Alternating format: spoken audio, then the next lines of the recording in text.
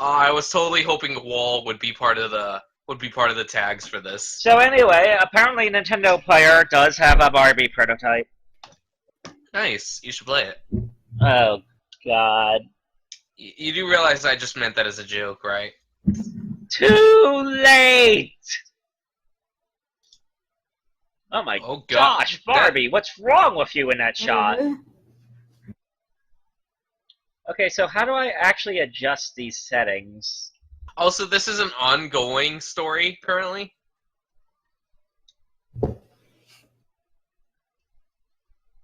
I don't really get if I'm actually controlling anything in this game or not. Okay, so here we go. Here's Barbie's impossibly moving car.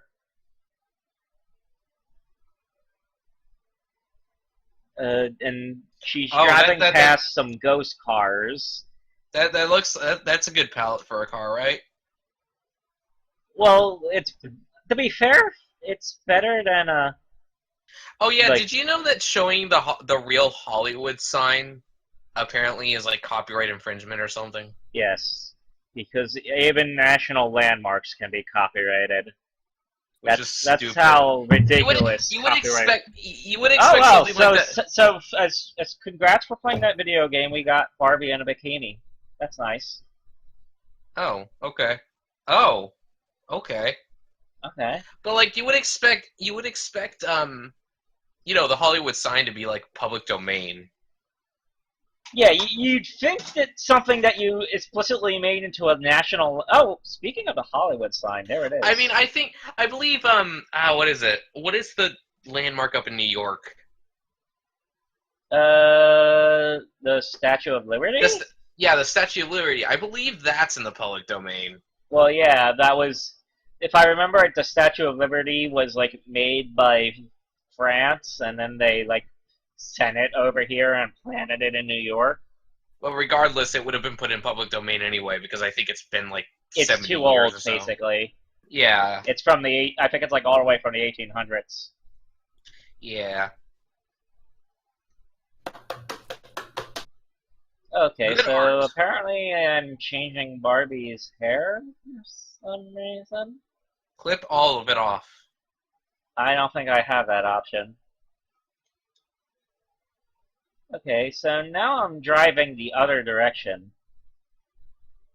It's like in GTA where you can get a haircut and have more hair than you came in with. Couldn't you also do that in like Pokemon X and Y? I mean, yes, but in those games, it wasn't really as obvious. You weren't walking in with a bald head. Whoa! I'm gonna hit this gray nothingness. Oh, and then it went into what is this? A yoga exercise game? Oh man, that's a glitch.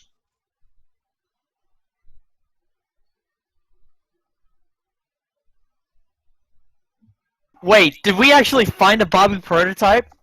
Yes. Yeah. Oh my god. What? You asked me to find a Barbie prototype, and I found a Barbie prototype. And I went on Google and found a Barbie X Trump fanfiction. You know.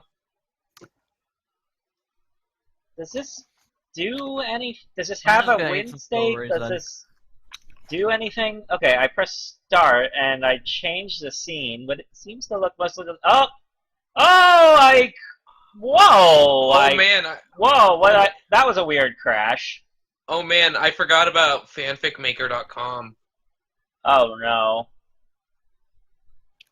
Oh yes. Well, anyway, I crashed the Barbie prototype. So I guess that was it with the Barbie prototype. Okay, so let's read the Nintendo Player article on the Barbie prototype, since my typical method is skipping everything and jumping straight to the download. Yeah. Let me link it on Discord first, so you all have the same access level to it, of sorts. Oh. Oh no. Don't show this to kiddo. Oh my gosh, Riley, You actually... posted that just as I was posting this Nintendo player I link! didn't mean to! I didn't mean to! Good job! I didn't mean to! Yeah, well, I wasn't gonna say anything because I was like, oh man. Anyway, I didn't mean it. I didn't mean it. Barbie Supermodel, Sega Genesis prototype. How many men does it take to make a Barbie video game? Boreal, because you're worth it. Shh. When Stephen Butler returned to California from serving in the Air Force in Japan, he continued his armed forces duty as a firefighter in a 24-hour shift, which allowed him to ski every other day at Boreal by Truckee in snowy Tahoe. That was where he earned a little extra income as an instructor on the mountain trails. Kiddo, what happened to the game? I don't know. It looked like I was in like a fashion show and I walked a certain way and then what the hell is it showing now? What? I don't know what I gotta keep this rolling. This is just holy crap. Okay, just continue. I'm sorry. Strawberries. One day in his skiing class, he met an older Japanese woman. Having taken foreign language classes at the University of Maryland before his deployment, he decided that it would be fun to teach her in her native tongue, and the two hit it off straight away. As night descended upon the tall spruce trees, another teacher approached Butler and told him that an Asian lady had been looking all over for him. Remembering his class earlier, he thought that she might want additional private lessons or possibly hand him a tip for her services. But when they reunited, it wasn't the slopes that were on her mind. Right then and there, she offered him a position with a new video game startup company. He accepted on the spot.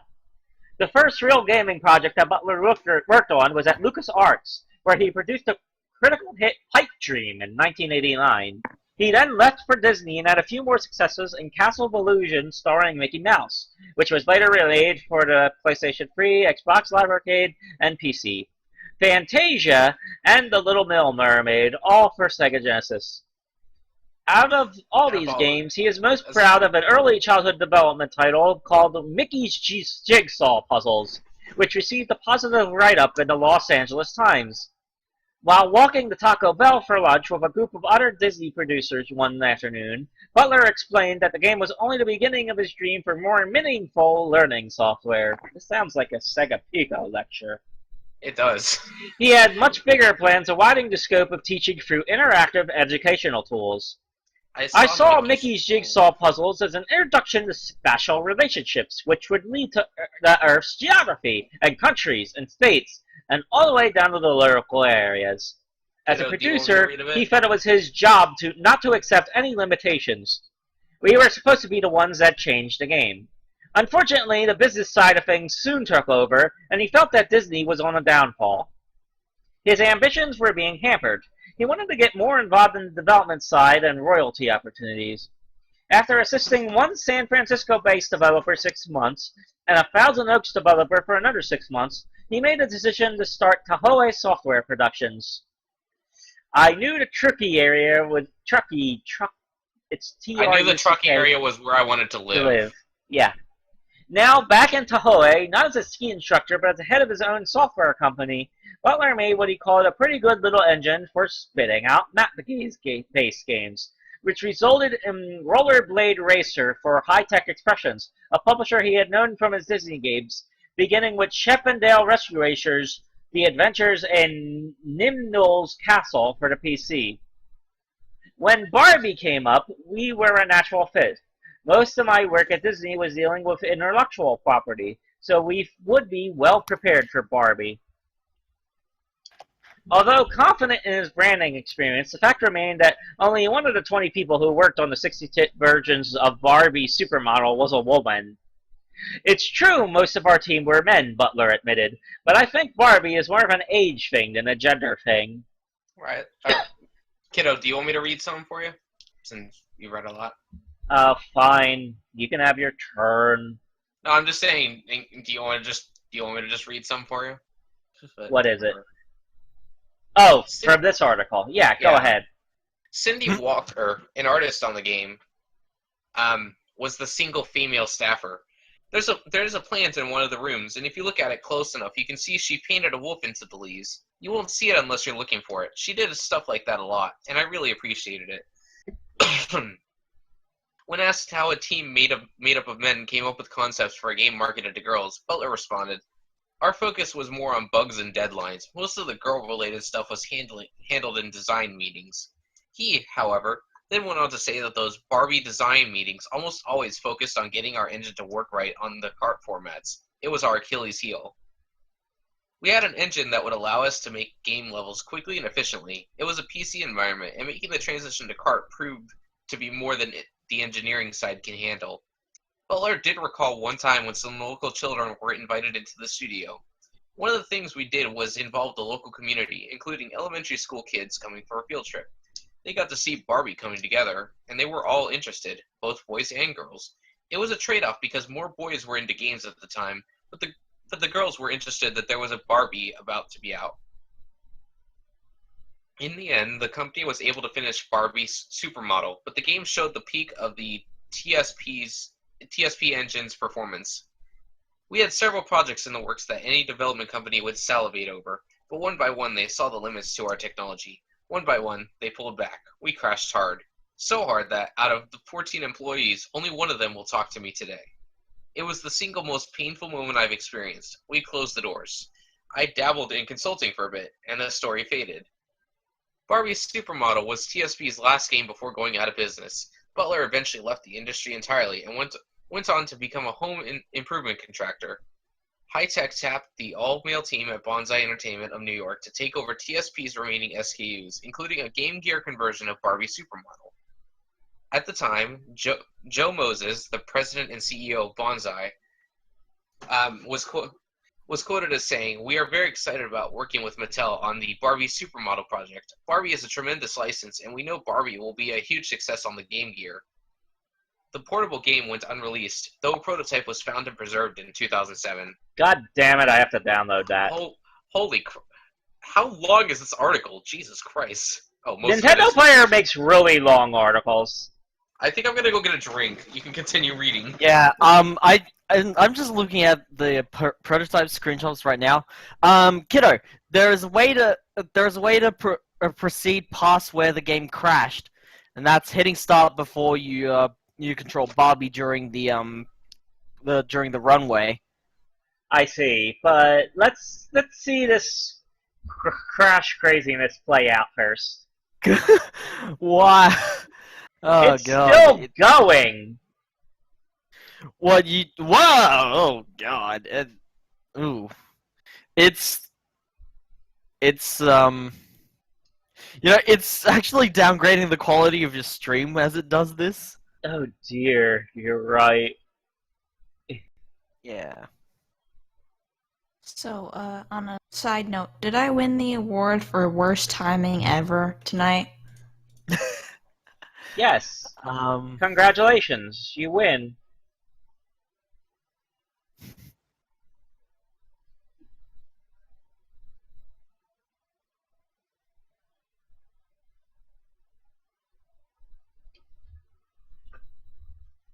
So right, I'm gonna grab Barbie Supermodel for Game Gear while this goes, and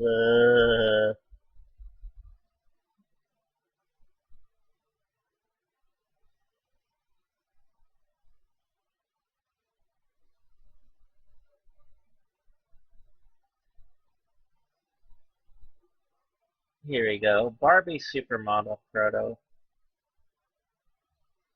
The things that happen are based off a one-off suggestion.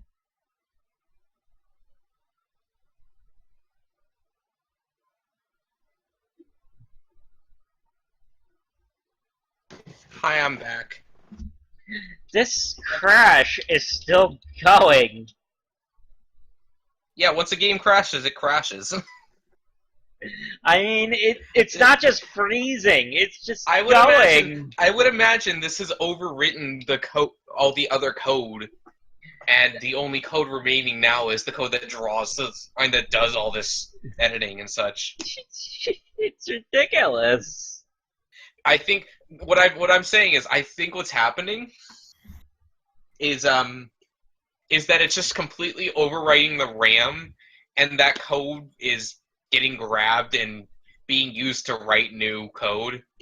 Which is overwriting the RAM, which is causing this to become a pattern. Yes. So basically, I think you've overwritten the game itself from the RAM 7 times or more by this point. And then it's just doing some crazy scrolling, and then oh god, and then it's changing colors, and then it. Yeah, we found Glitch City, guys. It's like it's like when Proton John had a glitch. I had a game glitch on him during a stream, and which happens regularly. What ended up happening was like it started showing like black lines, like VCR lines. And, you're talking about Super Mario Bros. 3 Nightmare Edition. That's the highlight on YouTube as well. Yeah. And they figured out at one point that what's happening is that it's probably pulling sound data as like sprite sound data. Is sprite data, yes. But at this point, there's probably no proper sound data or sprite data being pulled from this game.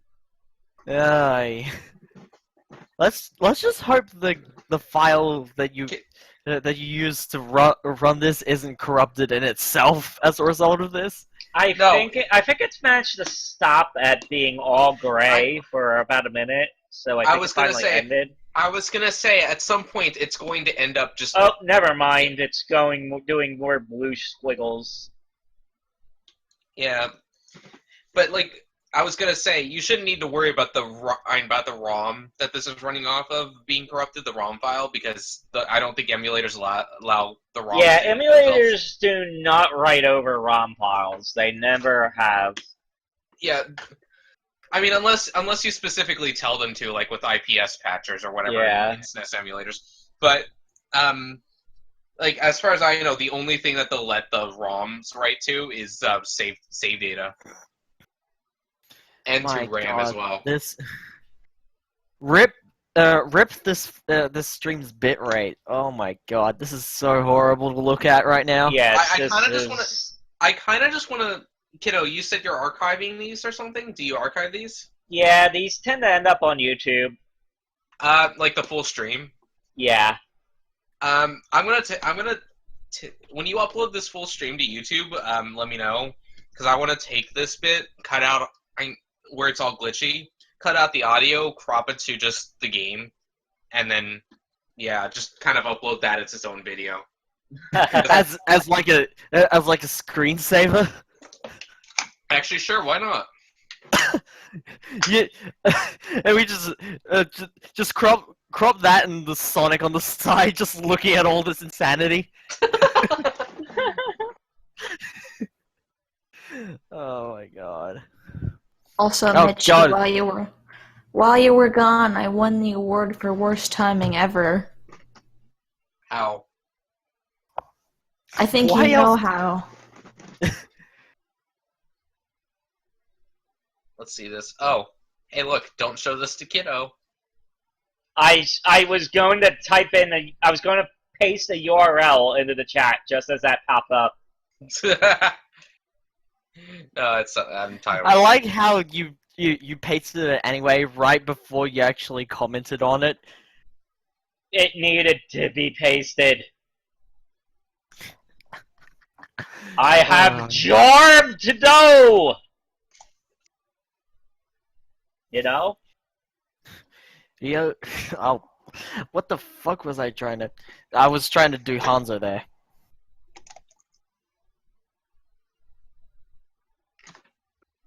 Anyway, let's continue this reading. When You Wish Upon a Star, Darlene Lacey first became active in game design as a writer and designer on the groundbreaking interactive fiction games Dragon's Lair and Space Ace. Oh, nice. What? Oh my god. Ooh. Oh Really? my gosh! I just looked down the page. One of the section titles is labeled "Come on, Barbie, Let's Go Party." Of course. Yeah, that song, as far as I've heard, is actually a take that against the Barbie franchise. Yeah. And it's hilarious. She went on to craft the ambitious starter.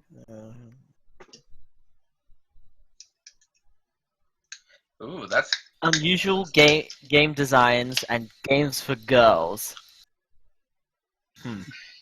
Which he defines as games for people who fall outside the realm of hardcore gamers. Oh my gosh, this We sounds... call that casual these days. Well, like yeah. many people currently creating games. Darlene Waddington learned by doing. Her college degree in broadcast communications helped, but on-the-job experience turned her into a producer. I'm reading the caption for the photo. Yeah.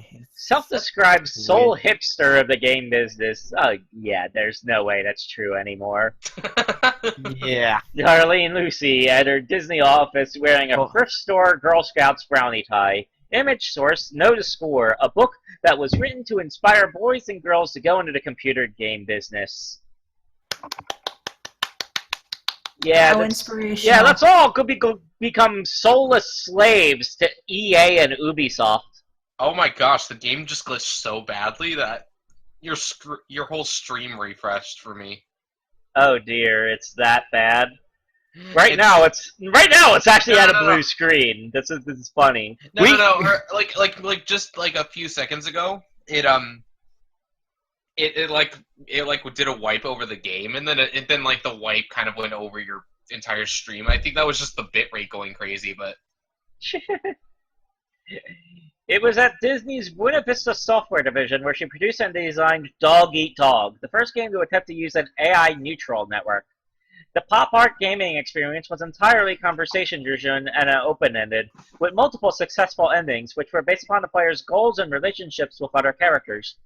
Players could be male or female, straight or gay. Her work caught the attention of Popular Mechanics and other media outlets. Take that, Tomodachi Life. Oh god. She continued to push the boundaries at Disney, producing and designing a 1960s hitchhiking adventure comedy game called Route 66, in which the player becomes a hippie, and a farcical adventure game take on the Disneyland Jungle Cruise ride that contains controversial features such as a children's mode in which the sex and violence increase. Wait, what? I'm sorry. You sure about that? That's literally what it reads as. It took everything I had politically to keep these games in development, as they were so progressive and outside of the normal comfort zone for Disney. You don't say! Children's mode! A fucking liar! She also holds a patent for innovative approach to learning called the Learning Map, which she designed for McGraw-Hill. Doesn't McGraw-Hill do, like, the educational books that are in most schools now? Probably. I specifically remember that name being related to books. Regarding being a woman in a male-dominated business, I've told people over the years that it was always a pleasure working with the guys in the game industry. My first job at AMS, Advanced Microcomputer Systems, was filled with college-aged people, and we had so much fun coming up with ideas for games that had never been done before. There was a saying back then that nobody here grew up dreaming of being a game designer, because